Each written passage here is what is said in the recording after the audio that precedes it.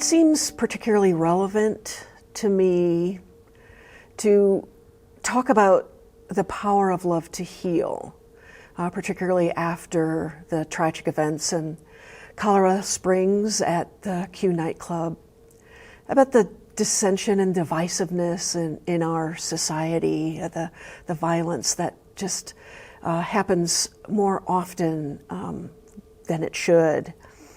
And you know, we are constantly faced with these tragic events in the news, in addition to whatever our own challenges and struggles that we might have.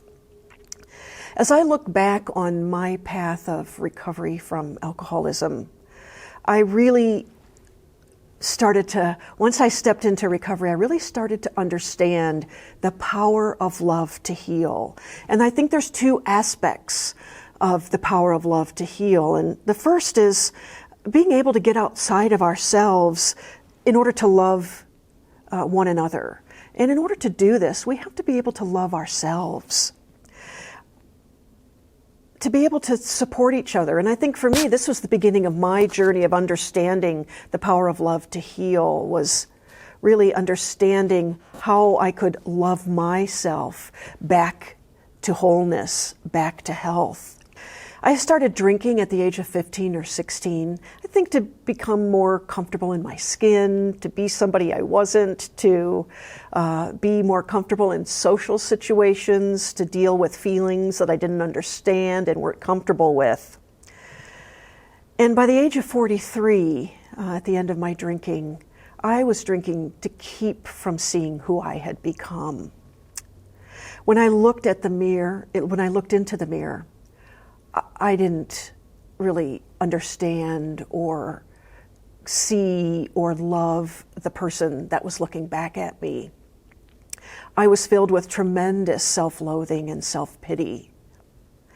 Louise Hay, who wrote You Can Heal Your Life, repeatedly emphasizes the importance of learning to love oneself as a prerequisite to attracting joy, abundance, wellness, and meaningful experiences. She suggests that on a daily basis, we look in the mirror and we say to ourselves, I love you. It's so hard to do this, isn't it? To sort of push our ego and the way we acknowledge ourselves, our true spiritual selves, kind of to step into that and to look into that mirror and genuinely say and believe, I love you. How do we really start to truly love ourselves and others? To know that we are good enough no matter what. I think it takes practice. And I think it takes a tremendous amount of courage and practice to step into this kind of self-love. I had to be willing to let go of grievances and resentments and more consistently move into a space of compassion and kindness and non-judgment. And the beauty of this is that once we start practicing it, at least practicing it for ourselves, of looking into the mirror and saying, I love you, once we start practicing it, then we can start embodying it and extending it to others. I want to tell you a story about a wonderful man that I used to work with. And he had this really beautiful holiday Christmas tradition. Every year, his grown adult children would come home to visit, and he would wait till everybody had gone to bed on Christmas Eve, and then he'd go up into his study, he'd close the door, and he would turn on the Pope's Christmas message. And while he was listening to that, he would just sit in reflection, and he would take out some stationery, some note paper, and he would write a letter to each of his 4 children, and he would tell them how proud he was of them. He would highlight their accomplishments of the year.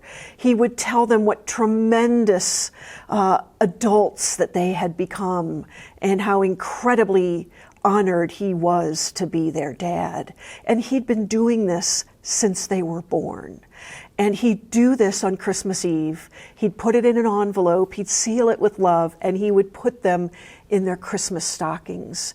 And it's the first thing his kids would do on Christmas morning. They would run to those stockings and they would open up these envelopes and they would read these letters about how proud their dad was of them.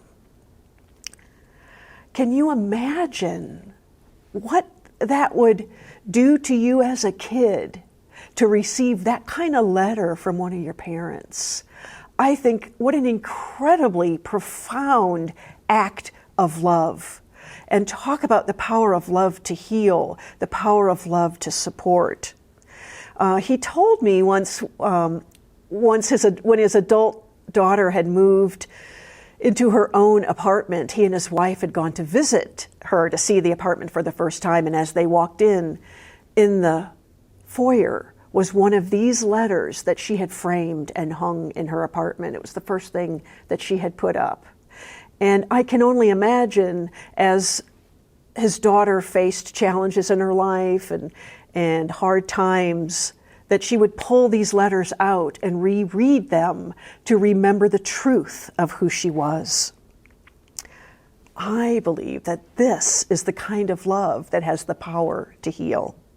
It causes me to pause. You know, we all lead such busy lives, and we have these wonderful gadgets like iPhones and iPads and Kindles and super fast, speedy laptops that allow us to do so much in so less time.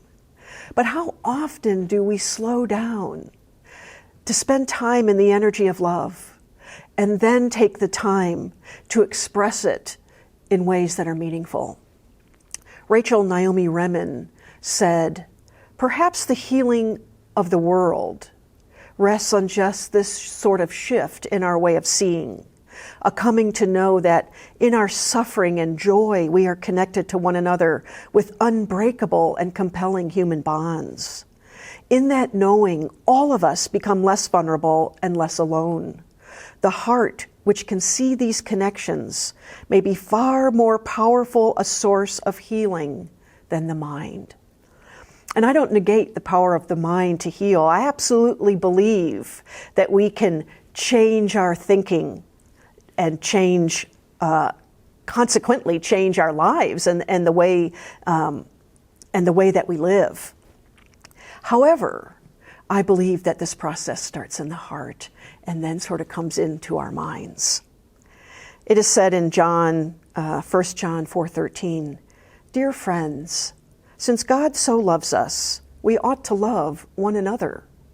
No one has ever seen God, but if we love one another, God lives in us, and his love is made complete in us."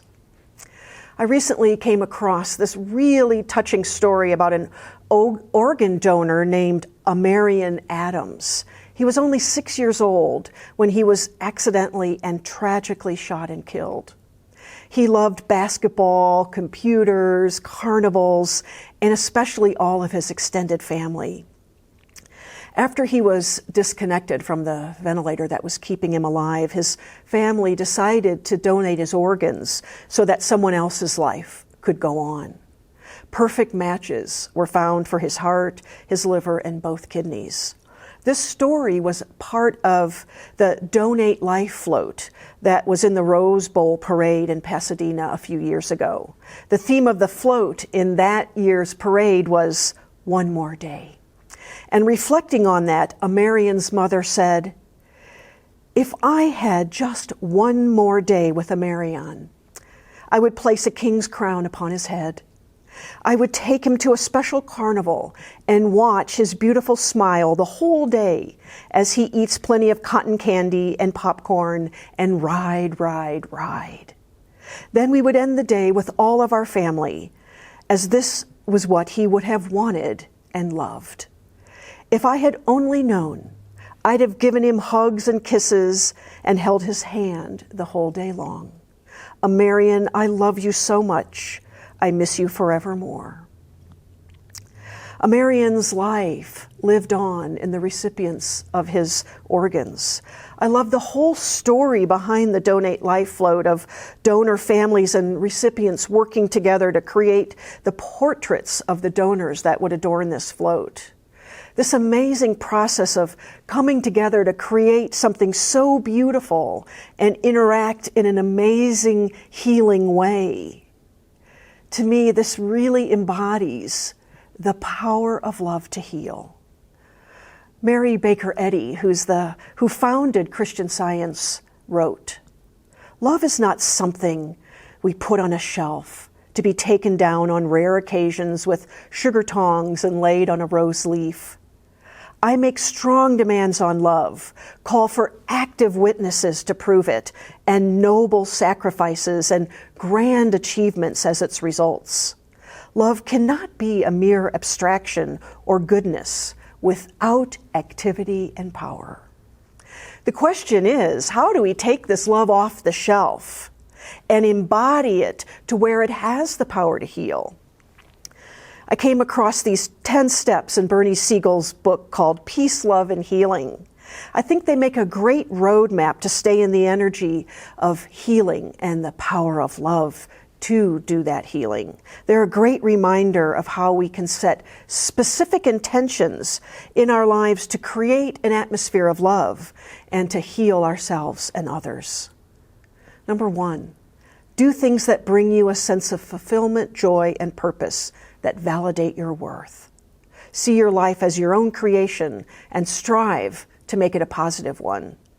2, pay close and loving attention to yourself, tuning into your needs on all levels. Take care of yourself. 3, release all negative emotions, resentment, envy, fear, sadness, anger. Forgive yourself. 4, hold positive images and goals in your mind, pictures of what you truly want in your life. 5, love yourself and love everyone else. Make loving the purpose and primary expression in your life. 6, create fun, loving, honest relationships, allowing for expression and fulfillment of needs for intimacy and security. 7, make positive contributions to your community. 8, make a commitment to health and well-being. 9, accept yourself and everything in your life as an opportunity for growth and learning. Be grateful. And 10, keep a sense of humor. And so as we look at the power of love to heal, I would ask that we just take some time to cultivate this deeper kind of spiritual love in our hearts. A deeper love for ourselves, for our talents, our gifts, for the amazing sparks of the divine that we are. To appreciate and love ourselves, knowing that we are perfect, whole, and complete just as we are. And then to take that inner love and that self-love and begin to extend it outward to our families, to our neighbors, to our community, and to the world. Once we do, an amazing transformation will start to take place, and healing on so many levels will begin to unfold. Unconditional love is universal. It rises above judgment and fear. It has the power to move us into a compassionate and kind way of seeing everyone and everything around us. And when we can begin to live expressing this kind of love, then we can heal hearts and we can heal lives. And so it is. In this moment, there is only God, Spirit, higher power, whatever it is that it might be named by. I know that Spirit is peace, joy, love, for the all good and only good. It is perfect health, the divine wisdom and intelligence behind everyone and everything. It is life, the Creator. And that life is my life now. I am one with Spirit. And as I speak my word, I know for everyone perfect health. I know for them that Spirit is where they are right now. That it is in their very breath. It is in their very cells, their body systems, organs, and it is all powerful. And that power moves through our bodies right now.